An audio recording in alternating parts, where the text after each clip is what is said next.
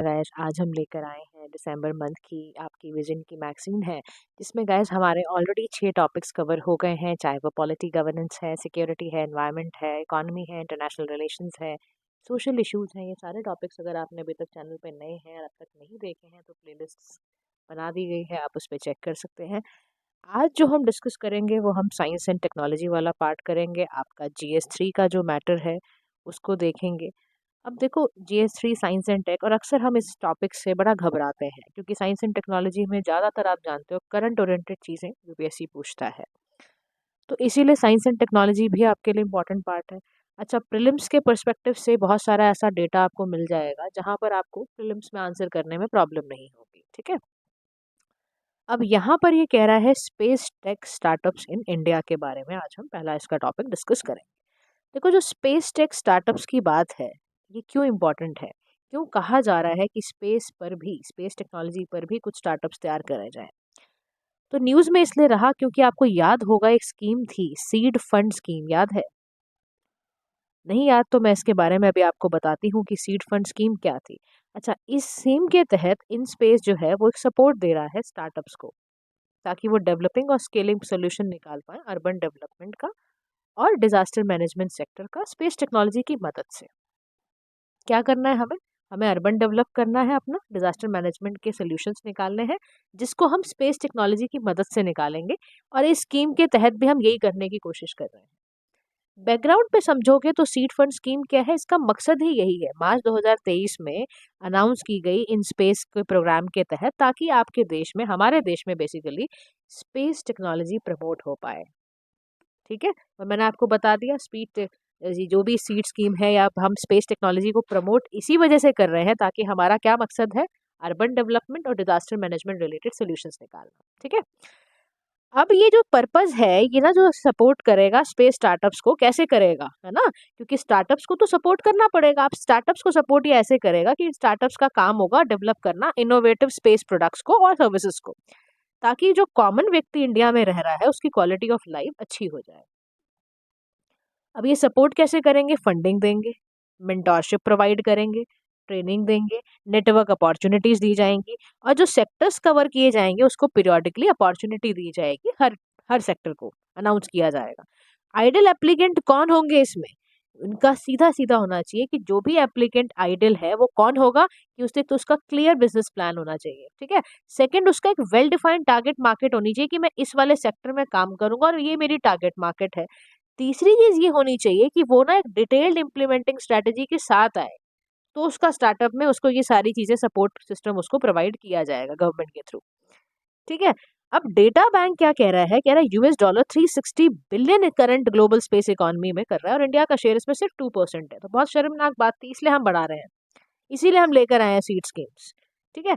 अब आगे की बात चलो कि इंडिया का जो मेजर स्पेस स्टार्टअप है उसके बारे में आपको जरूर पता होना चाहिए कि हमारा जो मेजर स्पेस स्टार्टअप है उसमें अग्निकुल कॉस्मोस का नाम एक आता है, कि हमारा ये launch on demand orbital class rocket है जो 100 kg का लो अर्थ ऑर्बिट को कैरी करता है। पहली ऐसी कंपनी है जिसने एग्रीमेंट साइन किया इसरो के साथ। ये स्काई रूट एरोस्पेस है, पहला इंडियन स्टार्टअप है जिसने प्राइवेट रॉकेट इंडिया से लॉन्च करा।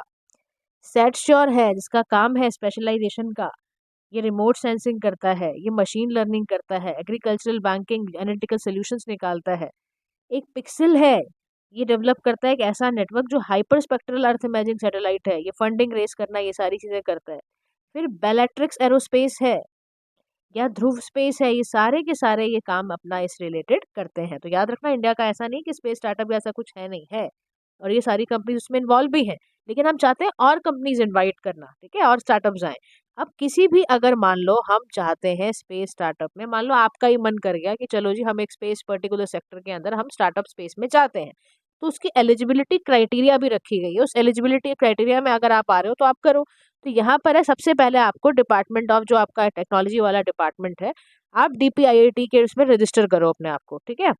And should be using technology as a core of its product. आपको उसमें आप बताना पड़ेगा कि मेरा टेक्नोलॉजी कोर प्रोडक्ट है, मेरी टेक्नोलॉजी कोर सर्विस है, तो आपको मिलेगा। फिर अगर आप इंडियन हो तो इंडियन शुड बी 80%, यानी कि स्टार्टअप जो शेयर होल्डिंग का 80% होना चाहिए। Company should not have gone through a funding round. However, funding round से ज़्यादा अच्छा है कि वो इन्वेस्टमेंट फ्रॉम वेंचर कैपिटलिस्ट जो होते हैं, वेंचर कैपिटलिस्ट से ही परमिट है और उसी से आप पैसा ले सकते हैं। अब याद रखो क्या इन्वेस्टमेंट यहाँ पर प्रमोटर्स और एंजल इन्वेस्टर्स कर सकते हैं, तो ध्यान से सुन लो इस बारे में भी कि अगर स्टार्टअप खुला है the time of application must at least match the granted request, grant request लेनी पड़ेगी तब ये इन्वेस्टमेंट कर सकते हैं। अच्छा, एक बात और ध्यान रखना, they should not have receive more than 50 lakh support.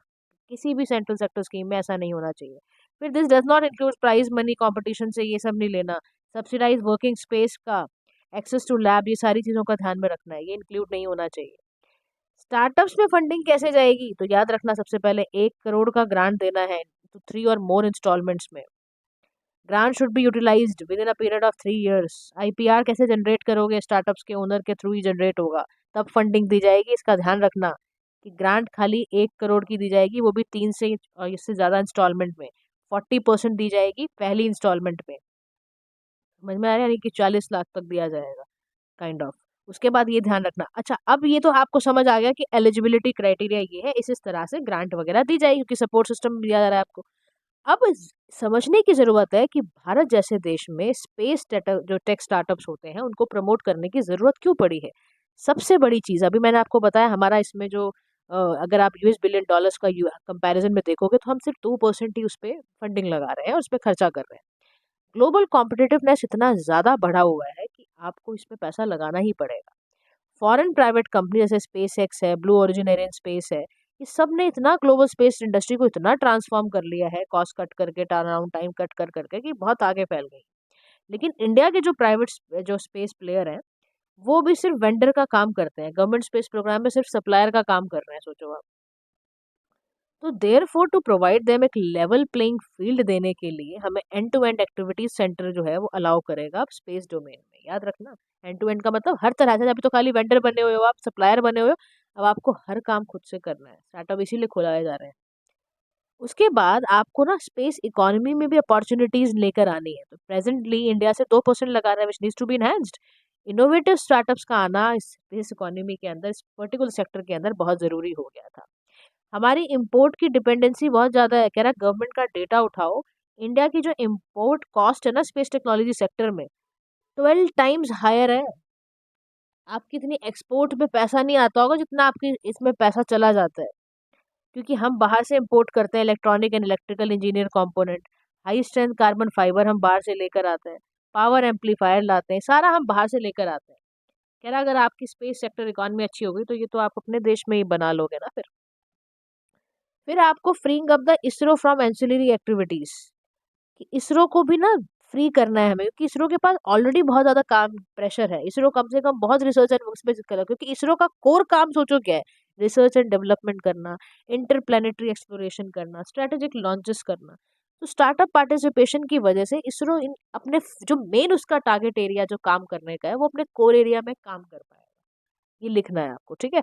अब spin off socio economic benefits, यानी कि जब आप इनोवेटिव सोल्यूशन निकालोगे तो जो आपके प्रेजेंटली चैलेंज चल रहा है एग्रीकल्चर में, डिजास्टर मैनेजमेंट में, कम्युनिकेशन में, या प्राइवेट सेक्टर भी आएंगे तो लोगों की लाइफ इंप्रूव होगी, लोकल मैन्युफैक्चरिंग अच्छी होगी। आपकी लोकल मैन्युफैक्चरिंग अच्छी होगी, मेक इन इंडिया होगा, जिसको आप इतने बढ़ावा दे रहे हो 2015 से, तो आप जनरेट कर पाओगे एम्प्लॉयमेंट को। देखो कड़ी दर बड़ी आपकी मदद ही हो रही है इकोनॉमिकली भी, ठीक है। अब इसके बाद ये कह रहा है कि जियो आपका जो पॉलिटिकल लिवरेज है वो भी मिलेगी आपको। जब आप कोलैबोरेशन करोगे, स्पेस स्टार्टअप्स होंगे पार्टनर कंट्रीज कैसे यूएस के साथ, मान लो आपने कर दिया, तो इंडिया को एक काउंटर बैलेंस मिलेगा चाइना के अगेंस्ट। तो इंडियन स्पेस टेक स्टार्टअप्स का काम यही है कि हम स्ट्रेटेजिकली इन्फ्लुएंस करें चाइना का स्पेस एरिना में। तो ये भी एक वजह है। तो जियो पॉलिटिकली भी हमें एक अच्छा ही एक बढ़ावा ही मिलेगा, हम उनसे एक स्टेप आगे ही बढ़ेंगे। तो क्या इंडिया ने अभी तक कुछ की इनिशिएटिव लिए हैं स्पेस स्टार्टअप के लिए, तो बिल्कुल नहीं है।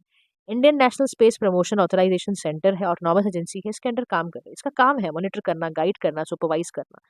एंथ्रिक्स कॉर्पोरेशन लिमिटेड है, कमर्शियल आर्म है इसरो की, 1992 में स्टार्टअप की गई। तो ये सारी चीज़ें इंडिया कर रहा है ऑलरेडी, और लेकिन और जो ज़रूरत है वो मैंने आपको बताया, इसकी ज़रूरत तहत ही हम सीड प्रोग्राम को लेकर आए हैं, इसी के तहत हम स्टार्टअप्स को आगे बढ़ावा दे रहे हैं। लेकिन चक्कर क्या है कि जब हम कोई चीज़ लेके चलते हैं तो हमारे साथ कुछ चीज़ों की समस्या भी आती है। अब इंडिया में चैलेंज क्या है, स्पेस स्टार्टअप्स को प्रमोट करने का सबसे बड़ा चैलेंज है risky nature of industry, assured market की एब्सेंट है, ठीक है। इंक्यूबेशन पीरियड बहुत ही लंबा होता है, जो प्राइवेट ऑर्गेनाइजेशंस होती हैं वो इतनी कॉशियस हो जाती हैं कि वो करें या ना करें, उनके मन में ये आ जाता है। फंडिंग के कंस्ट्रेंट क्या होता है कि आप जब स्पेशली जब आप लेटर स्टेजेस में होते हो ना, तो वो बड़ा ही कांड हो जाता है फिर। कह रहे हैं लैक ऑफ इंडिजिनस मटेरियल नहीं है, एक तो हाई रिलायंस इम्पोर्ट है यहाँ पर, जिसकी वजह से क्या होता है, कॉस्ट बढ़ जाती है प्रोड्यूसर की और प्रोडक्शन डिले हो जाता है इसकी वजह से। फिर तीसरी समस्या क्या है कि अनसस्टेनेबल बिजनेस मॉडल्स हैं। यानी कि क्या है कि जो लोएस्ट कॉस्ट में मेंटली और आपकी मेंटेलिटी ऑफ स्टार्टअप्स ओवरलोड, क्या होता है कि जो लोएस्ट कॉस्ट है ना, और जो इसके पीछे के हिडन एक्सपेंसेस वगैरह जो नहीं दिखाए जाते हैं, उसकी वजह से ना लोग पीछे हट जाते हैं। उनको लगता है ये मॉडल जो है हमारे लिए बड़ा ही अनसस्टेनेबल रहेगा, ये हमें डेवलपमेंट नहीं दे पाएगा, प्रॉफिट नहीं दे पाएगा। और प्राइवेट प्लेयर्स देखो प्रॉफिट के लिए ही बना हुआ है। फिर लिमिटेड टैलेंट का पूल है, स्किल्ड जो प्रोफेशनल्स हैं वो है ही नहीं यहाँ पर, और ये बहुत बड़ा चैलेंज पैदा कर देता है। तो ये 4 चैलेंज की वजह से हमारे यहाँ स्टार्टअप्स जो होते हैं इंडिया के अंदर, स्पेस टेक स्टार्टअप्स वो नहीं बन पाते हैं। तो 4 चैलेंज याद रखना, risky nature of industry, funding का कंस्ट्रेंट, अनसस्टेनेबल बिजनेस मॉडल और लिमिटेड टैलेंट पूल। तो कह रहा है ऐसा क्या किया जाए जिससे स्पेस टेक स्टार्टअप जो है इंडिया में वो प्रमोट हो।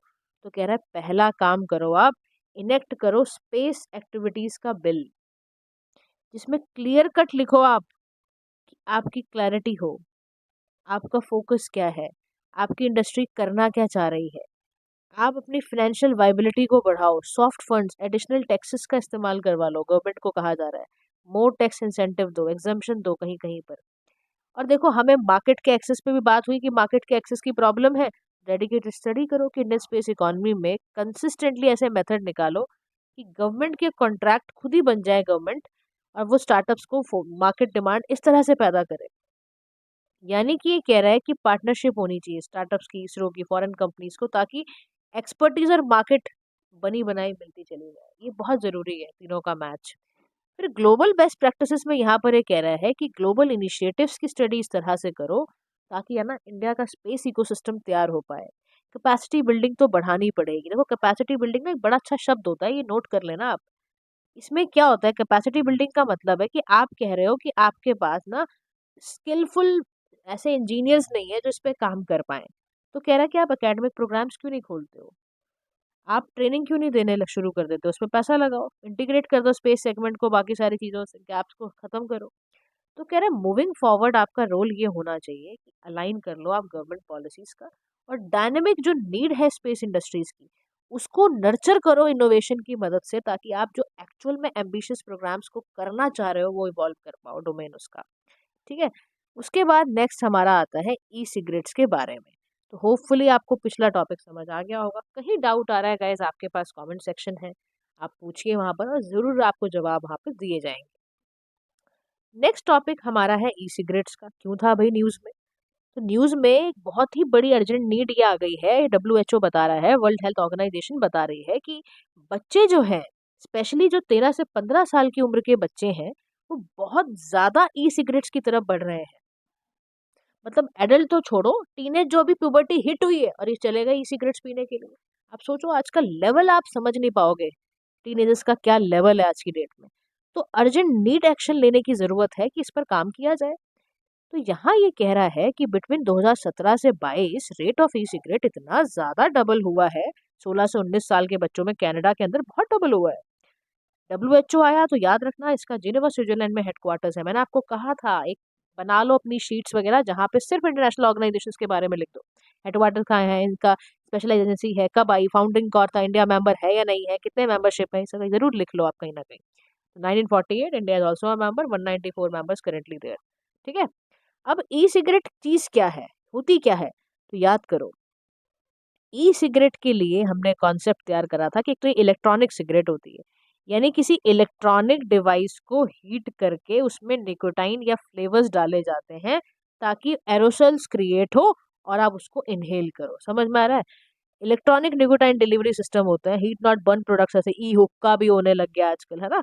अब देखो, इसके लिए 2019 में ई सिगरेट इंडिया में बैन की गई थी। ध्यान से सुनना, एक्ट है इसके तहत, इसको पीका एक्ट कहते हैं। मतलब prohibition of electronic cigarette production, manufacture, import, export, transport, sale, distribution, storage, advertisement, ये सारा इसमें पूरी तरह से डिफाइन किया गया है ई सिगरेट को। ठीक है। अब इसमें मैंने आपको बता दिया। अच्छा, इसमें ध्यान रखना, it does not include any product licensed under the drugs and cosmetics act 1940। ये भी ध्यान रखना। तो समटाइम्स कोल्ड इसको वेप्स कहते हैं, टैंक सिस्टम कहते हैं, इलेक्ट्रॉनिक निकोटाइन डिलीवरी सिस्टम कहते हैं। तो यहाँ पर ये क्या करता है, दे प्रोड्यूस एन एरोसॉल। ये एरोसॉल को प्रोड्यूस करता है, उसको यूजर्स जो होते हैं वो इनहेल करते हैं, लिक्विड में हीटअप किया जाता है, निकोटाइन फ्लेवरिंग दूसरे केमिकल्स वगैरह डाले जाते हैं और इसमें निकाला जाता है। अब आप सोचो, हार्मफुल सब्सटेंस तो ई सिगरेट बिल्कुल है। क्यों? क्योंकि इसमें निकोटाइन है, इसमें फ्लेवर्स हैं, इसमें वॉलेटाइल ऑर्गेनिक कंपाउंड्स हैं, इसमें कैंसर कॉजिंग केमिकल्स भी हैं, इसमें इतने हैवी मेटल्स होते हैं, निकल टिन लेड, कि आपको बीमार करने के लिए बिल्कुल तैयार रहेंगे बैठे हुए। और बच्चे इतने शौक से ले रहे हैं जैसे पता नहीं कौन से भैया वो लड्डू पेड़े खा रहे हो। तो इश्यूज क्या है, सबसे बड़ा तो हेल्थ रिस्क के लिए तैयार हो जाओ। When you are taking all these nickel tin and heavy metals, तो आप फिर तैयार हो जाओ, आपको हार्ट डिजीज और लंग डिसऑर्डर होना निश्चित है फिर तो। और both users and non user who are expose to the aerosols, अगर सेकंड हैंड भी एक्सपोज हो रहे हो तो आप दूसरे बंदे को भी परेशानी कर रहे हो।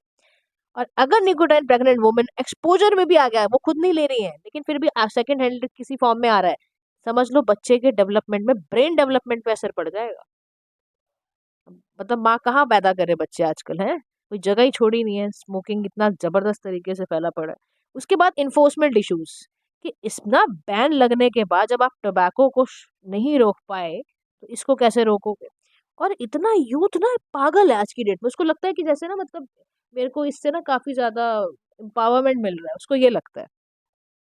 उतना ज्यादा फ्लेवर्स के पीछे अट्रैक्ट होना, स्लीक डिजाइन्स के पीछे अट्रैक्ट होना, लेस रेगुलेटेड है। कह रहा है around 88 countries have no minimum age at which e-cigarettes can be bought.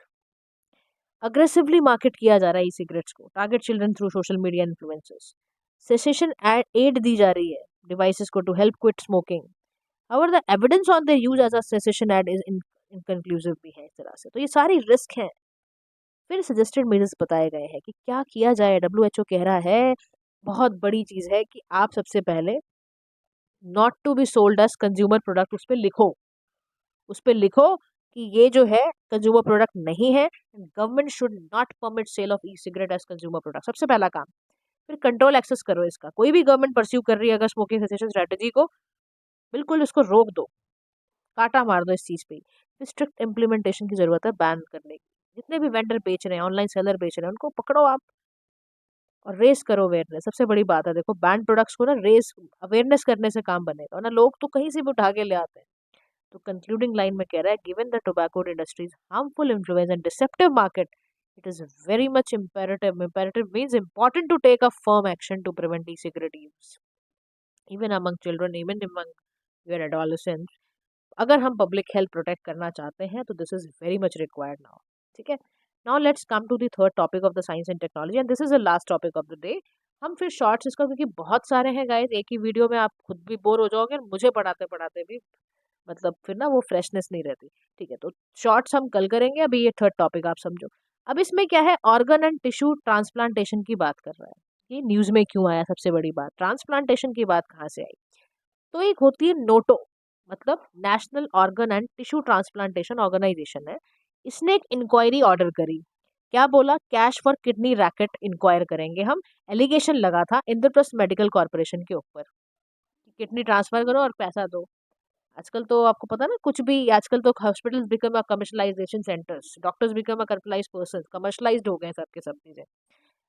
अब इंडिया में ऑर्गन डोनेशन से रिलेटेड फैक्ट समझ लो कि डोनेट इंडिया में कौन कर सकता है। मान लो कोई लिविंग डोनर है, तो कोई भी व्यक्ति वो 18 साल से कम का तो नहीं होना चाहिए। अब मान लो कोई डिसीज डोनर है, मतलब मर चुका वाला है, तो if donor is under 18 years of age, consent from one parent और एनी अदर रिलेटिव, है ना, बाय द पेरेंट एसेंशियल होता है। अदर कंसेंट नियर रिलेटिव या लॉफुल प्रोसेसर, जो भी पोजेसर है डिसीज बॉडी का, वो कर सकता है। अच्छा, अब हमारे देश में ये ध्यान से समझ लो, किन किन ऑर्गन्स को डोनेट लिविंग डोनर कर सकता है। तो वो एक किडनी कर सकता है, वन पोर्शन ऑफ पेनक्रियास कर सकता है, वन पार्ट ऑफ लिवर कर सकता है, एक सेगमेंट लंग की दे सकता है, और एक जो पार्ट स्मॉल बोल होती है आपकी।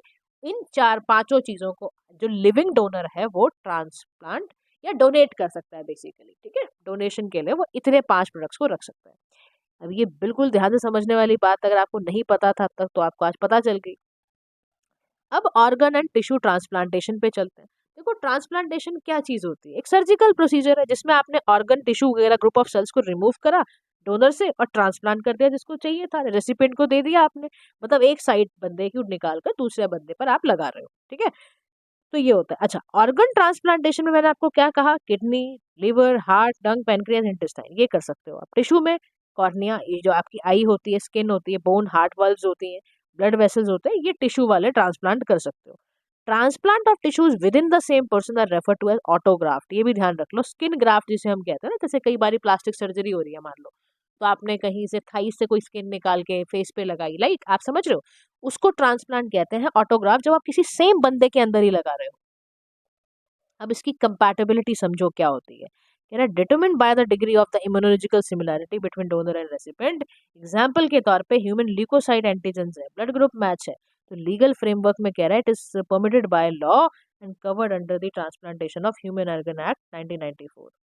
तो चाहे वो लाइव हो चाहे वो ब्रेन स्टेम डोनर हो, आप लगा सकते हो। 2011 में अमेंडमेंट हुई और उसके अंदर ये डोनेशन सारी की सारी की गई। अब नेशनल ऑर्गन ट्रांसप्लांट प्रोग्राम क्या है, तो कह रहा है कि ये सब चीज़ों को क्रिएट करने के लिए नेशनल रजिस्ट्री तैयार की जा रही है। अब समझो ऑर्गन को ट्रांसप्लांट इंडिया में करने के लिए चैलेंज क्या है। तो सबसे बड़ा चैलेंज है लो डोनेशन। कि India has a decreased organ donation rate, याद रखो 0.52 कल इतने ही करते हैं। और आप स्पेन में देखो 49.61 पर मिलियन यहाँ पे डोनेशन हो रही है। तो हमारे यहाँ सबसे बड़ी दिक्कत पता है क्या, डोनेट ही कोई करना नहीं चाहता। तो ट्रांसप्लांटेशन के लिए आपको पता है आजकल सब बैठे हुए हैं। दूसरी समस्या है बड़ी स्लो प्रोग्रेस है। कह रहा हेल्थ मिनिस्ट्री डेटा से निकल कर आया, जो नंबर ऑफ डोनर्स हैं including deceased only grew from 6,916 to 16,0141। फिर सप्लाई और डिमांड का बड़ा मिसमैच है।